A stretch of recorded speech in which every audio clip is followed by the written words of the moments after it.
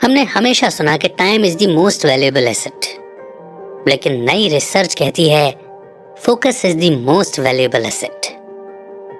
क्या आप आसानी से डिस्ट्रैक्ट हो जाते हैं?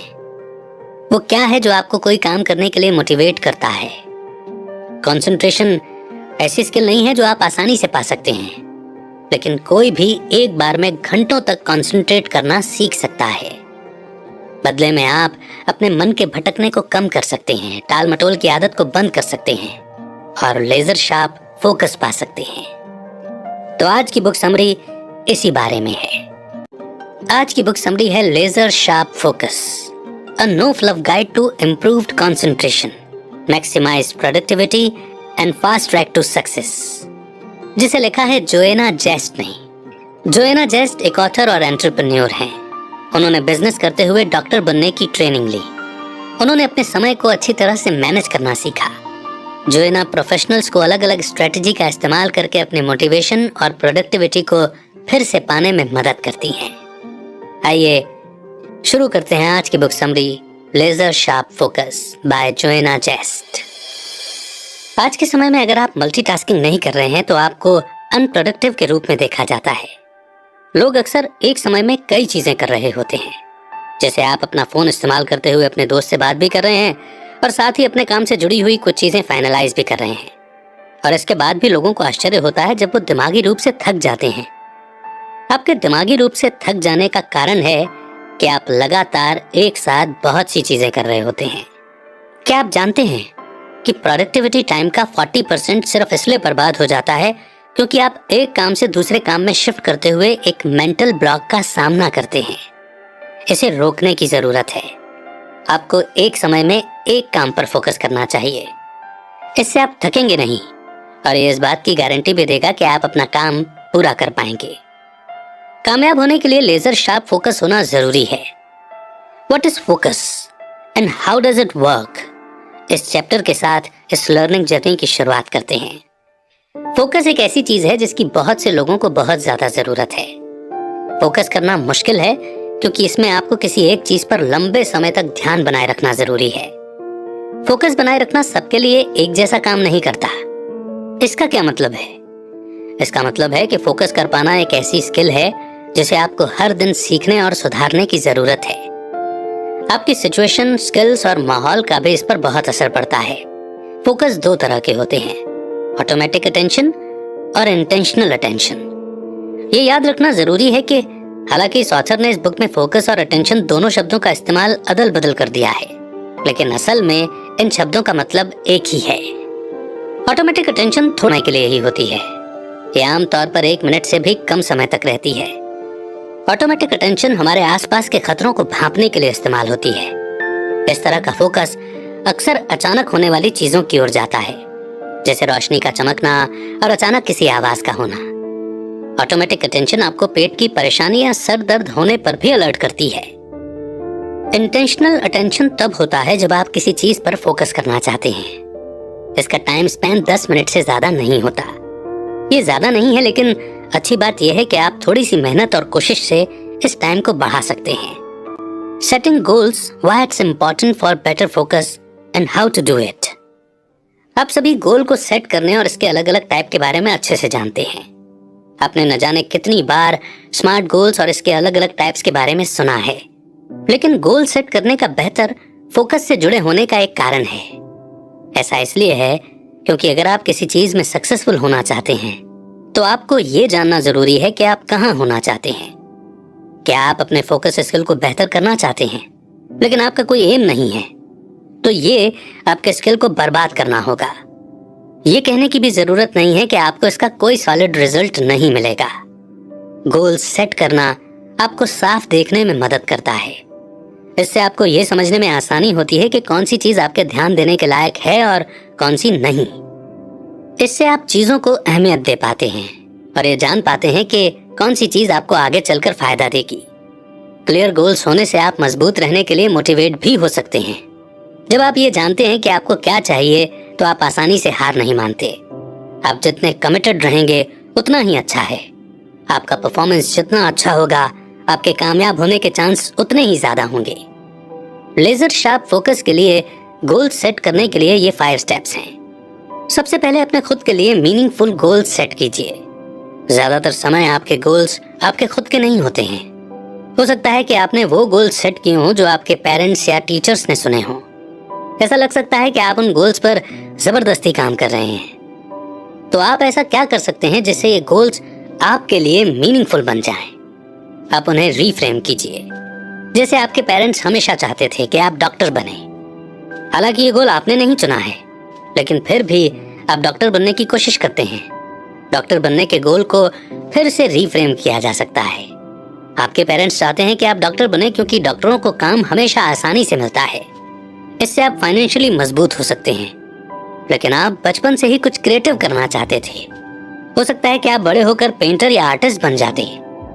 अगर आप अपने पेरेंट्स की मर्जी के खिलाफ नहीं जा सकते हैं तो डॉक्टर बनने के गोल को रीफ्रेम कीजिए। आप इसे लोगों के लिए कुछ करने के मौके के रूप में देख सकते हैं। आप उन लोगों की मदद कर सकते हैं जो हॉस्पिटल जाना अफोर्ड नहीं कर सकते। आप बीमारों को लंबी जिंदगी जीने में मदद कर सकते हैं। डॉक्टर बनना आपको फाइनेंशियली सिक्योर बना सकता है। अब जब आपके पास एक स्टेडी इनकम है तो आप बाद में पेंटिंग या किसी और शौक को फॉलो कर सकते हैं। अभी नहीं तो बाद में ही सही, आपको अपने क्रिएटिव साइड को एक्सप्लोर करने का मौका मिल जाएगा। दूसरा, अपने गोल्स को पॉजिटिव स्टेटमेंट के रूप में तय कीजिए। वो गोल्स जिनमें पॉजिटिविटी होती है उसे पाने के चांस भी सबसे ज्यादा होते हैं। जैसे आपने नोटिस किया होगा कि आप अपने फोन पर कितना समय बर्बाद करते हैं। ये कहकर गोल मत बनाइए कि आप अपना फोन इस्तेमाल नहीं करेंगे। इसके बजाय कहिए कि आप अपनी प्रोडक्टिविटी बढ़ाने के लिए फोन का इस्तेमाल समझदारी से करेंगे। क्या आपको ना कहने में मुश्किल होती है? ये मत कहिए कि आप लोगों की मदद करना या उन्हें हाँ कहना बंद कर देंगे। इसके बदले खुद से एक वादा कीजिए कि आप उन प्रोजेक्ट्स को ज्यादा अहमियत देंगे जो आपके लिए इम्पोर्टेंट हैं। तीसरा, एम्बिशियस गोल सेट कीजिए। इंग्लिश में एक कहावत है, स्काई इज द लिमिट, जिसका मतलब है कि हासिल करने की कोई सीमा नहीं होती। चैलेंजिंग गोल्स रखने से खुद को मत रोकिए। अगर आप इसे पा लेते हैं तो पक्के तौर पर आपको गर्व महसूस होगा। लेकिन बस इतना ही नहीं, इससे आपकी सेल्फ एफिशिएंसी भी बढ़ेगी। सेल्फ एफिशिएंसी का मतलब है अपनी काबिलियत या कैपेबिलिटी पर विश्वास होना कि आप अच्छा परफॉर्मेंस दे सकते हैं। सेल्फ एफिशिएंसी आप किसी काम को कितने अच्छे से कर सकते हैं इसका फैसला करती है। अगर आप में सेल्फ एफिशिएंसी ज्यादा है तो आप अपने लिए चैलेंजिंग गोल्स बनाते रहेंगे। चैलेंजिंग गोल्स आपको काम करने के फ्लो में लाते हैं। इस कॉन्सेप्ट को जाने माने साइकोलॉजिस्ट मिहाई चिक्सिंटमिहाई लेकर आए थे। फ्लो का मतलब है कि आप जो काम कर रहे हैं उसमें पूरी तरह से डूब जाना। तब आपका फोकस लेजर शार्प रहता है और आप उस काम को करते हुए पॉजिटिव महसूस करते हैं। वहीं जब आप फ्लो में नहीं होते तब आप बोरियत और चिंतित महसूस करते हैं। चौथा, ये पक्का कीजिए कि आपके गोल्स स्मार्ट हैं। आपके गोल्स को स्मार्ट यानी कि स्पेसिफिक, मेजरेबल, अटेनेबल, रियलिस्टिक और टाइमली होना चाहिए। ये सिर्फ आपके गोल्स को क्लियर और पक्का ही नहीं बनाता है, बल्कि आपके फोकस को भी शार्प करता है। स्पेसिफिक, आपके पास अपने गोल से जुड़े कब, कहां, क्यों, कैसे, कौन जैसे सवालों का जवाब होना चाहिए। जैसे आप अपने नॉवेल का 50% पूरा करना चाहते हैं। बेशक यहाँ कौन के जवाब में आप हैं जो इसे लिखेंगे, क्या के जवाब में नॉवेल है जिसे आप लिखेंगे, और आप इसे कहाँ लिखेंगे का जवाब है कि या तो घर पर या ऑफिस में। कब लिखेंगे का जवाब है हफ्ते के हर दिन। आखिर में आप नॉवेल लिख रहे हैं क्योंकि ये वो चीज है जो आप हमेशा से करना चाहते थे। मेजरेबल, आप अपनी प्रोग्रेस को कैसे मेजर करेंगे। आप एक दिन में कितने शब्द लिखेंगे, क्या ऐसे मेजर करेंगे या कितने घंटे आपने लिखते हुए बिताएंगे इसके जरिए करेंगे। ये हमेशा पक्का कीजिए कि आप अपने प्रोग्रेस को ट्रैक कर रहे हैं। ये आपको मोटिवेट करेगा और संतुष्ट महसूस करवाएगा। अटेनेबल, खुद को आंकने के लिए समय निकालिए। क्या आपके पास अपना गोल पूरा करने के लिए स्किल, नॉलेज और एजुकेशन है? अगर आपका गोल पूरा करने में कोई रुकावट है तो क्या आप उस रुकावट को पार करने के लिए तैयार हैं?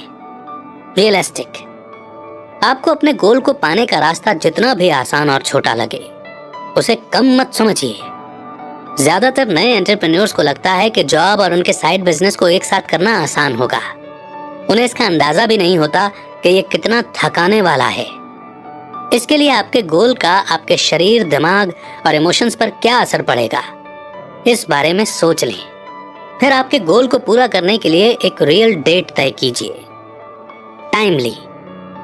टाइमली यानी कि एक डेडलाइन बनाइए। डेडलाइन असल में आपको अपने गोल से जुड़े काम को पूरा करने के लिए मोटिवेट करती है, लेकिन डेडलाइन होने का एक नेगेटिव असर भी पड़ सकता है। कुछ लोग लास्ट मिनट में किसी गोल पर काम करने का इंतजार करते रहते हैं। ये बेवजह के स्ट्रेस को पैदा कर सकता है। इसका मतलब है कि आपका किया हुआ काम एवरेज भी हो सकता है। इसलिए जब डेडलाइन की बात आती है तो सिस्टमेटिक अप्रोच रखना जरूरी होता है। अपने काम करने के तरीके को समझिए, फिर उसके हिसाब से एक टाइम फ्रेम तय कीजिए। ऐसा करने से डेडलाइन पास आने पर आप बेमतलब स्ट्रेस में नहीं होंगे। 5वां, बड़े गोल से शुरू कीजिए और फिर धीरे धीरे आगे बढ़िए। आपका अंतिम गोल क्या है? क्या वो कुछ ऐसा है जिसके बारे में आपको शक है कि आप उसे पा सकते हैं? क्या एक ये बड़ा डराने वाला गोल है? इससे कोई फर्क नहीं पड़ता। इसे बस कागज पर लिखिए और बड़े बड़े अक्षरों में लिखिए, या आप किसी सॉफ्टवेयर का इस्तेमाल कर सकते हैं, जो भी आपको सही लगे। फिर अपने बड़े गोल के ठीक नीचे कब, क्यों, क्या, कैसे, कौन लिखिए। याद रखिए कि आपको स्मार्ट गाइडलाइन को फॉलो करना है। उस कागज के निचले भाग में अपनी करंट प्रोग्रेस लिखिए। क्या आप अभी भी अपने राइटिंग गोल के 25% पर हैं? तो फिर अपने बड़े गोल और करंट प्रोग्रेस के बीच के स्टेप्स का हिसाब लगाइए। ये स्टेप्स ऐसे होने चाहिए जो आपको जहां हैं वहां से जहां आप पहुंचना चाहते हैं वहां पहुंचने में मदद करें। इसमें छोटे गोल या माइलस्टोन्स भी हो सकते हैं जो आपके बड़े गोल को पूरा करने के लिए जरूरी हैं। इसमें टाइम फ्रेम या डेडलाइन डालना ना भूलें। इसी के साथ बढ़ते हैं नेक्स्ट चैप्टर की ओर, motivation. To motivate or not to motivate and why I believe getting motivated is overrated. Google पर मोटिवेशन वर्ड ढूंढने की कोशिश कीजिए। इसमें कोई शक नहीं है कि वहां इसके लाखों रिजल्ट्स होंगे। मोटिवेटेड रहने के आर्टिकल से लेकर उन वॉलपेपर्स तक जो आप लॉक स्क्रीन के रूप में सेट कर सकते हैं या आप अपने बिस्तर के ऊपर प्रिंट कर सकते हैं। ये खुद ब खुद मान लिया गया है कि आपको सक्सेसफुल होने के लिए मोटिवेशन की जरूरत है, लेकिन सच्चाई ये है कि मोटिवेशन भरोसेमंद चीज नहीं है और आप इसके बिना भी पक्के तौर पर सक्सेसफुल हो सकते हैं। मोटिवेशन महसूस करने के बारे में है। अगर कोई आपसे पूछता है कि क्या ये समरी सुनकर या पढ़कर आप मोटिवेट हुए, तो आप कहेंगे हाँ जरूर। लेकिन अगर आप मोटिवेट नहीं हुए तो क्या होगा? तब आप क्या कर सकते हैं? मोटिवेशन फीलिंग्स के बारे में है। ये कॉम्प्लेक्स होती हैं और हर दिन बदलती हैं। मोटिवेशन आती जाती रहती है, इसीलिए मोटिवेशन को आपके सक्सेस के फाउंडेशन के रूप में इस्तेमाल करना मुश्किल है। लोग सक्सेसफुल होने के लिए मोटिवेशन को बार बार इस्तेमाल करते हैं, लेकिन अगर आप उन लोगों में से नहीं हैं तो आपको बुरा महसूस करने की जरूरत नहीं है। आपको ये कैसे पता चलेगा कि आपके काम न कर पाने का कारण मोटिवेशन की कमी है? आप अपने काम पर फोकस इसलिए नहीं कर पा रहे क्योंकि वो करने के लिए आप में एनर्जी नहीं है, आप जोश में नहीं हैं। आप काम तो करते हैं लेकिन उसे लेकर लगातार शिकायत भी करते रहते हैं। आप में मोटिवेशन को लेकर प्रॉब्लम है या नहीं, उसका पता लगाने के लिए 2 सवाल हैं। सबसे पहले खुद से सवाल कीजिए कि आपको जो काम पसंद है वो करने के बजाय आप ये काम क्यों कर रहे हैं।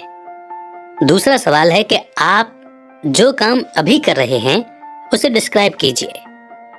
अगर आप आलसी, बोर्ड, अनइंस्पायर्ड महसूस कर रहे हैं और अगर आपको रिजल्ट की परवाह नहीं है तो हो सकता है कि आपको मोटिवेशन को लेकर प्रॉब्लम हो। ये हमेशा याद रखिए कि मोटिवेशन लगातार नहीं बनी रहती है। हो सकता है कि शुरू में इस काम को लेकर आप इंटरेस्टेड हों, लेकिन बाद में ये आपको बोझ महसूस होने लगा हो। तो आप इस काम के साथ आगे कैसे बढ़ेंगे? सबसे पहले आपको ये सीखना होगा कि मोटिवेशन काम कैसे करता है। साइकोलॉजिकल नजरिए से मोटिवेशन इंट्रिंसिक यानी अंदर के या एक्सट्रिंसिक यानी बाहर के फैक्टर से आ सकती है। इंट्रिंसिक मोटिवेशन एक ऐसी मोटिवेशन है जो इंसान के अंदर से आती है। ये लंबे समय तक रहती है और ये पावरफुल भी है। इंट्रिंसिक मोटिवेशन किसी चीज को लेकर आपका पैशन होता है। ये आपको सेटिस्फेक्शन की फीलिंग देता है और आप इसे कभी नहीं छोड़ते। वहीं एक्सट्रिंसिक मोटिवेशन बाहरी फैक्टर के कारण होता है। जैसे आप अपने असाइनमेंट इसलिए करते हैं क्योंकि आपको अच्छे मार्क्स चाहिए। दूसरे एग्जाम्पल रिवॉर्ड, सजा से बचना और तारीफ पाने की इच्छा हो सकते हैं। किसी चीज पर फोकस करने के लिए आपके पास इंट्रिंसिक और एक्सट्रिंसिक दोनों तरह के मोटिवेशन होने चाहिए। सबसे जरूरी बात यह है कि आपके पास इन फैक्टर्स का सही मिक्सचर होना चाहिए। तो आप क्या करेंगे अगर आपका इकलौता मोटिवेशन एक्सट्रिंसिक मोटिवेशन है? सिर्फ इस तरह का मोटिवेशन होना सही नहीं है। हाँ, पैसा, तारीफ और दूसरे इनाम पाना अच्छा लगता है, लेकिन ये खुश करने वाली फीलिंग कुछ समय के लिए ही होती है। इसकी गुंजाइश ज्यादा है कि समय के साथ आपकी मोटिवेशन भी धीरे धीरे कम होती जाएगी। जैसे किसी बुक के 2 चैप्टर पढ़ने के बाद खुद को चॉकलेट का इनाम देना काम कर सकता है, लेकिन ये चॉकलेट आपको अगले 10 चैप्टर पढ़ने के लिए मोटिवेट करने के लिए काफी नहीं है। इस सिचुएशन में आप अपनी एक्सट्रिंसिक मोटिवेशन में इंट्रिंसिक ड्राइवर्स को ढूंढ सकते हैं। एग्जाम्पल के लिए ऑथर को ही लीजिए। जब जोएना यूनिवर्सिटी में थी तो वो अक्सर भूल जाती थी कि वो पढ़ाई क्यों कर रही हैं। उनका पूरा फोकस असाइनमेंट और एग्जाम पास करने में ही चला जाता था। जो भी कॉलेज गया है वो जानता है कि ये कितना थकाने वाला हो सकता है। भले ही आपके मार्क्स एवरेज हों या अच्छे हों, आप डीमोटिवेट हो सकते हैं। जब जोएना डीमोटिवेटेड यानी निराश महसूस करती थीं, तो वो खुद को याद दिलाती थीं कि उन्होंने स्कूल जाना क्यों शुरू किया था। ये उनकी इंट्रिंसिक मोटिवेशन थी कि वो डॉक्टर बनकर लोगों की मदद करें। ये उन्हें टाल मटोल में समय बर्बाद न करके पढ़ाई पूरी करने के लिए मोटिवेट करता था। एक्सट्रिंसिक मोटिवेटर सुनने में खोखला सा लगता है, लेकिन ऐसा कौन है जिसे तारीफ या रिवॉर्ड पाने की इच्छा नहीं होती? लेकिन जब एक्सट्रिंसिक मोटिवेटर्स की बात आती है तो गहराई से सोचना अच्छा होता है। गहराई से सोचकर इंट्रिंसिक मोटिवेटर्स का पता लगाएं। इस तरह आप अपने गोल्स को पा सकते हैं।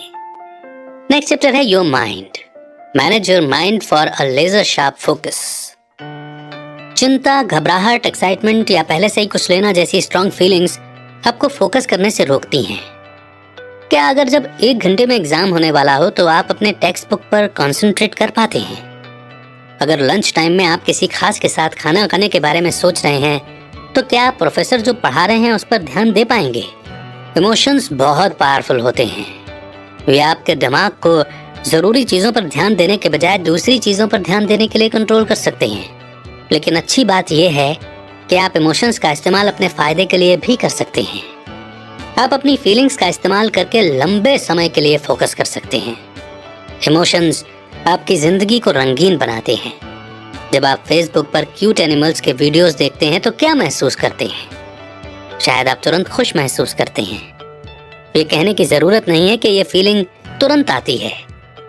ये उस फीलिंग की तरह नहीं है जो आपको अपना काम या प्रोजेक्ट पूरा करने के बाद आती है। इसीलिए काम को कल पर टालने या टालमटोल करने की आदत की लत हो जाती है, क्योंकि आपको तुरंत मिलने वाले सेटिस्फेक्शन, खुशी या रिवॉर्ड से अच्छा महसूस होता है। तो आप इमोशंस को मैनेज करने के लिए क्या कर सकते हैं? चाहे वो नेगेटिव हो या पॉजिटिव, आपके इमोशंस ध्यान भटकाने का काम कर सकते हैं। अपने इमोशंस को बेहतर तरीके से मैनेज करने के लिए यहाँ 5 स्टेप्स बताए गए हैं। सबसे पहले अपने ऑफिस का काम ऑफिस में और घर की परेशानी को घर पर ही छोड़ दें। दूसरे शब्दों में, किसी नेगेटिव इवेंट के बोझ को अपने ऊपर दिन भर हावी ना होने दें। किसी अच्छी घटना को लेकर आप खुश रह सकते हैं, लेकिन कोशिश कीजिए कि आपके खुश होने का जो कारण है वो आप घर या ऑफिस में ही छोड़ दें। इस तरह आपके मन में और कोई ख्याल नहीं चलेगा। जैसे ही आप दरवाजा बंद करते हैं तो ये इमेजिन कीजिए कि आप उन इवेंट्स को दरवाजे के पीछे ही छोड़ रहे हैं जो आपके इमोशंस को ट्रिगर करते हैं। दूसरा, अपने दिमाग को शांत रखिए और खाली रखिए। आपको अपने काम और घर को पूरी तरीके से अलग रखने की जरूरत है। इस तरह आप एक जगह के इमोशनल इवेंट्स को दूसरी जगह नहीं ले जाते। जोएना अपने दिमाग को शांत करने के लिए वॉक करके फ्रेश महसूस करती हैं। आप कुछ पढ़ भी सकते हैं या म्यूजिक सुन सकते हैं। तीसरा है नींद। जरूरत के हिसाब से सोकर अपनी थकान मिटाइए। नींद बहुत जरूरी है। नींद में ही इफेक्टिव लर्निंग और मेमोरी फॉर्मेशन भी होती है।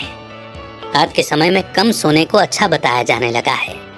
अगर आप अच्छी तरह से आराम नहीं कर रहे हैं तो यह आपके मेहनती होने की निशानी माना जाता है।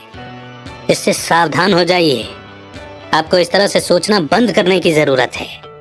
नींद की कमी आपको चिड़चिड़ा बनाती है और यह आपके इमोशंस को हैंडल करने की एबिलिटी को भी कम करती है। नींद की कमी से आप अपने इमोशंस को खुद पर हावी होने देते हैं। आपके दिमाग को जब आराम की जरूरत हो उसे आराम दीजिए।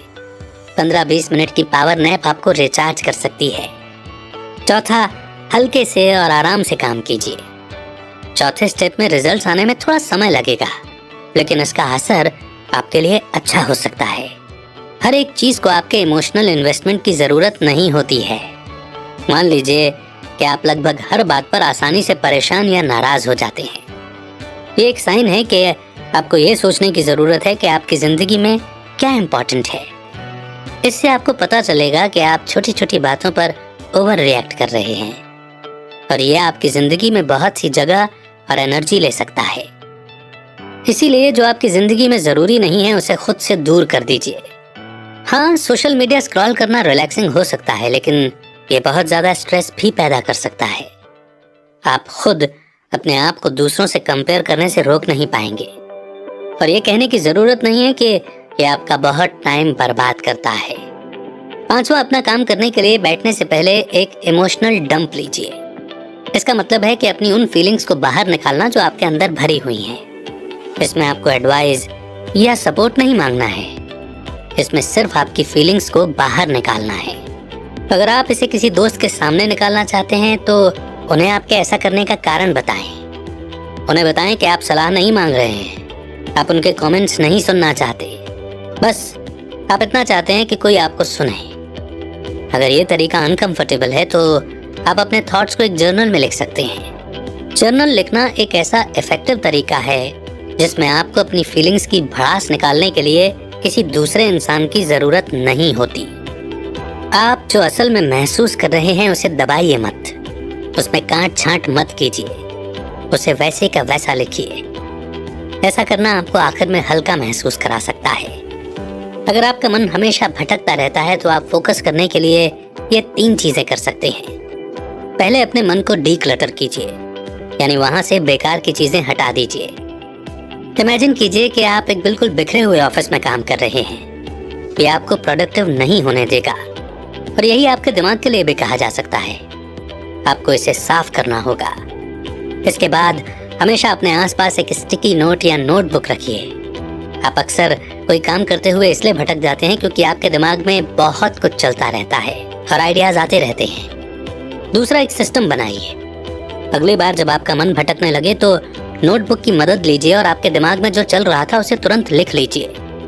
इस तरह आप एक क्लियर बाउंड्री बना पाएंगे। आपने पहले ही आइडिया लिख लिया है तो आप इसे भूलेंगे नहीं। जब आपके पास उस आइडिया पर काम करने के लिए खाली समय हो तो आप वो कर सकते हैं। तीसरा, इसे आइडेंटिफाई कीजिए, एक्सेप्ट कीजिए और फिर जाने दीजिए। इस बात को समझिए कि आपका ध्यान भटक रहा है। खुद से कहिए कि मैं फिर से उस ख्याल से डिस्ट्रैक्ट हो रहा हूँ या हो रही हूँ। फिर कहिए, लेकिन मुझे इस काम पर फोकस करने की जरूरत है। एक फिजिकल सेंसरी एक्शन लीजिए ताकि आप डिस्ट्रैक्टेड होने की हालत से फोकस्ड होने की हालत में आ सकें। जैसे कुछ लोग अपनी कलाई पर हल्के से पिंच करते हैं। ऑथर जोएना अपनी नाक छूती हैं। यह उनके लिए फोकस करने का साइन है। आपके दिमाग को इसके जरिए फिर से फोकस होने में कुछ समय लगेगा, लेकिन आप जितना ज्यादा इसकी प्रैक्टिस करेंगे ये उतना ही ज्यादा इफेक्टिव होता जाएगा। और अब कंक्लूजन, यानी कि जो कुछ भी अभी तक पढ़ा और सुना उसके की पॉइंट्स हम रिवाइज करेंगे। आपने इस समरी में आपके फोकस को लेजर शार्प करने में मदद करने वाले फैक्टर्स के बारे में सीखा। ये सिर्फ एक स्ट्रिक्ट शेड्यूल या हमेशा मोटिवेटेड होने के बारे में नहीं है। सबसे पहले आपने सीखा कि फोकस क्या है। फोकस होने का मतलब है एक ही काम पर लंबे समय तक ध्यान लगाए रखना। दूसरा, आपने सीखा कि अपना फोकस बनाए रखने के लिए गोल सेट करना जरूरी है।